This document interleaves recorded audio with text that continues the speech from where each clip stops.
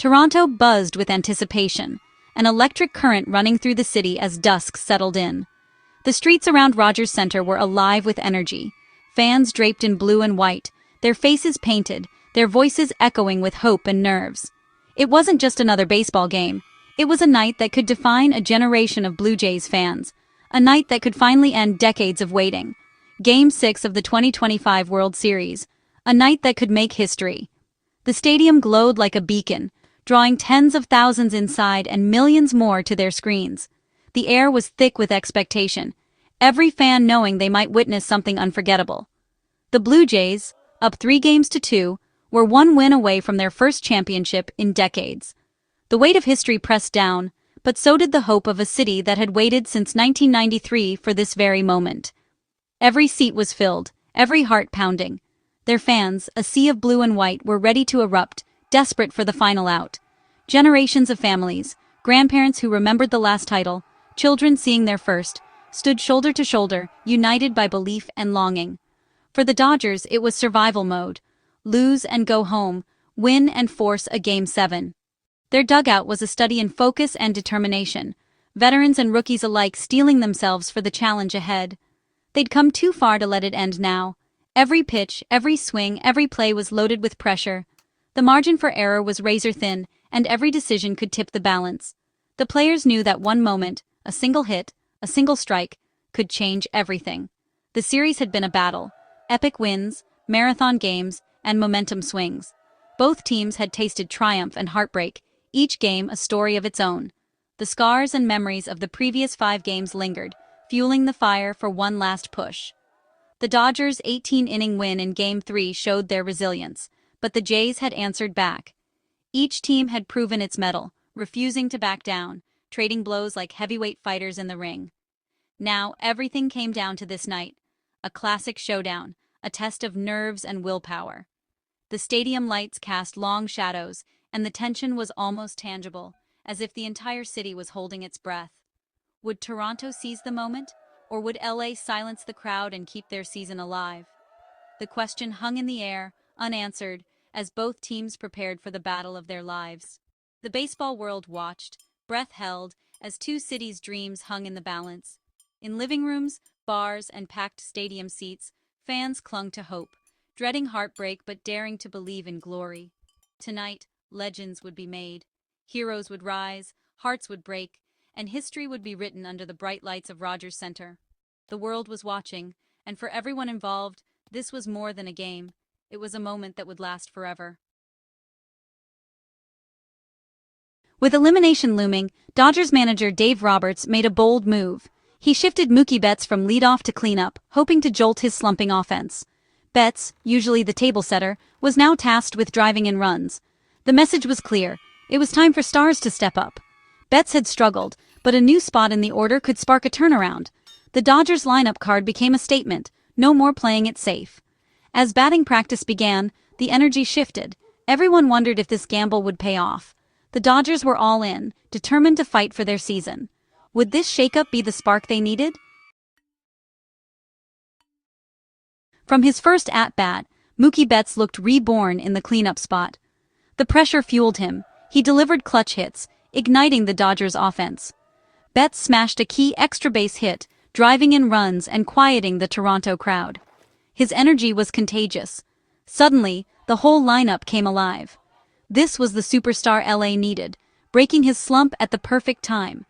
Manager Dave Roberts' gamble worked. Betts was the engine, the spark, the hero.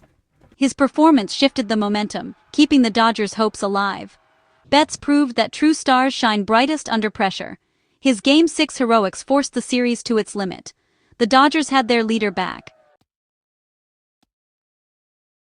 While Mookie Betts powered the offense with his trademark energy and clutch hitting, the Dodgers' hopes in this pivotal game rested just as much on the arm of their newest sensation.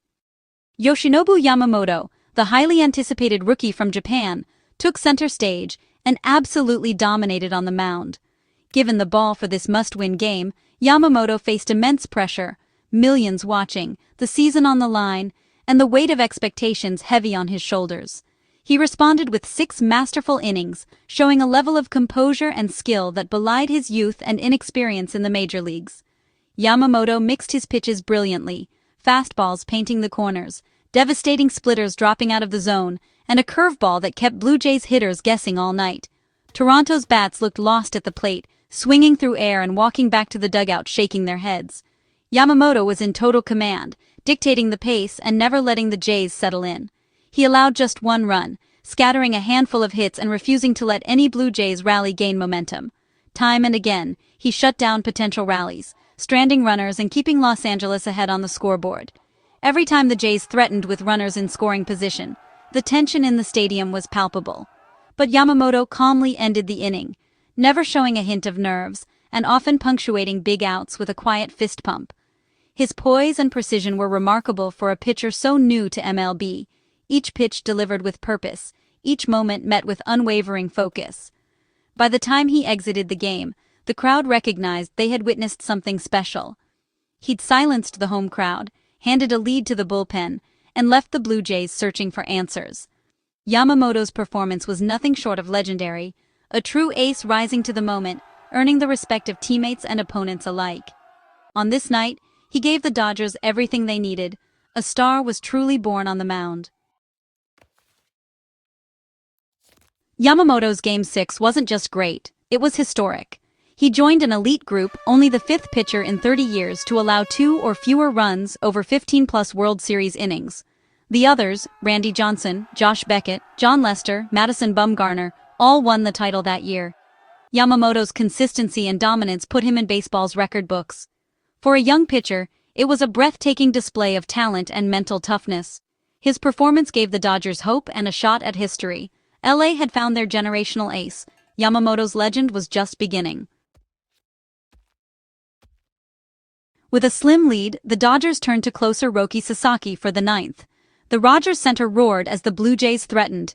A walk, then a single, put 2 on with no outs. Suddenly, the tying and winning runs were on base, and panic swept the Dodgers' dugout. Sasaki, usually reliable, struggled to find his command. The Blue Jays' best hitters loomed, the crowd deafening. LA's lead was in jeopardy. The World Series hung by a thread. The Dodgers' dream of Game 7 was slipping away. The pressure was suffocating, the moment electric. Would LA survive, or would Toronto walk off as champions? The stage was set for a wild finish. Addison Barger stepped up to the plate, representing Toronto's last, best chance at baseball immortality. The stadium was electric, every fan on their feet, hearts pounding in anticipation. The Blue Jays trailed by a single run, and the tension was thick enough to cut with a knife. Barger, known for his clutch hitting, dug in, eyes locked on the pitcher, fully aware that this moment could define his career and the fate of his team. The pitch came in, a fastball, right over the plate. Barger swung with everything he had, connecting perfectly. The crack of the bat echoed through the stadium as the ball rocketed toward right center field, slicing through the air like a missile. For a split second, it looked like the ball would clear the fence, a walk-off home run for the ages. Fans erupted, already celebrating what seemed like a sure game winner. But then, in a twist no one could have predicted, fate intervened. The ball didn't soar over the wall or bounce back into play. Instead, it wedged itself perfectly into the outfield fence padding, vanishing from sight and halting the play. The umpires quickly signaled a ground rule double, and the crowd's cheers turned to stunned silence. It was a moment of disbelief. How could such a thing happen at the most crucial time? The runner from second base raced home and scored easily, cutting the deficit. But because of the ground rule double, the tying run, who had been flying around the bases, was forced to stop at third. The Blue Jays were now just 90 feet away from tying the game, but the go-ahead run was stranded, unable to cross the plate. The Toronto fans, who had been on the verge of jubilation, were left in shock and disbelief. If the ball had bounced free, both runners would have scored, and Toronto would have clinched the World Series in dramatic fashion. Instead, the cruel twist of fate left them agonizingly short, their dreams slipping away in the most improbable way imaginable. On the other side, the Los Angeles Dodgers could hardly believe their luck. What seemed like certain defeat had turned into a miraculous break. Their players celebrated in the outfield, exchanging relieved high fives, knowing they'd been handed a lifeline when all hope seemed lost. Now, with runners on second and third and still no outs, the Dodgers' season was hanging by a thread. The scoreboard showed a razor-thin margin, and every pitch, Every decision would be magnified under the brightest lights. Dodgers manager Dave Roberts knew he had to act fast. In a bold, desperate move, he signaled to the bullpen, calling on Tyler Glasnow, a starting pitcher, not a reliever, to try and save the day. The pressure was immense, and the entire stadium held its breath as Glasnow jogged to the mound. Glasnow, usually accustomed to starting games, now faced the most pressure-packed moment of his career. The weight of the Dodgers season rested on his shoulders, and every eye in the stadium was fixed on him as he prepared to deliver the most important pitches of his life. The bizarre play had given Los Angeles a glimmer of hope, but the outcome was still far from certain. The tension in the stadium was unbearable. Fans, players, and coaches alike could only watch and wonder. Could the Dodgers possibly escape this jam, or would Toronto find a way to finish the job? Glasnow faced the impossible runners on second and third, nobody out. Andres Gimenez hit a rocket. Enrique Hernandez leapt, snagged it, and fired to second. Miguel Rojas stepped on the bag. Double play. The runner at third was caught off. The inning was over. In a blink, the Dodgers had escaped disaster. The Toronto crowd was stunned. LA's dugout exploded in celebration. From the brink of elimination, the Dodgers had survived. It was one of the most dramatic, improbable endings in World Series history. Hernandez and Rojas's quick thinking saved the season. The play would be replayed for years, a defensive masterpiece under pressure. The Dodgers forced Game 7, baseball magic at its finest. Game 6's wild finish set up the ultimate showdown, Game 7. The series was tied, momentum with the Dodgers, heartbreak for the Blue Jays. Everything would be decided in one final, winner-take-all game. Both teams had their best arms ready, every decision magnified. The season, the trophy, and baseball immortality were all on the line. Would LA complete the comeback, or would Toronto rebound at home? One game, one champion. History awaits. This is what baseball is all about.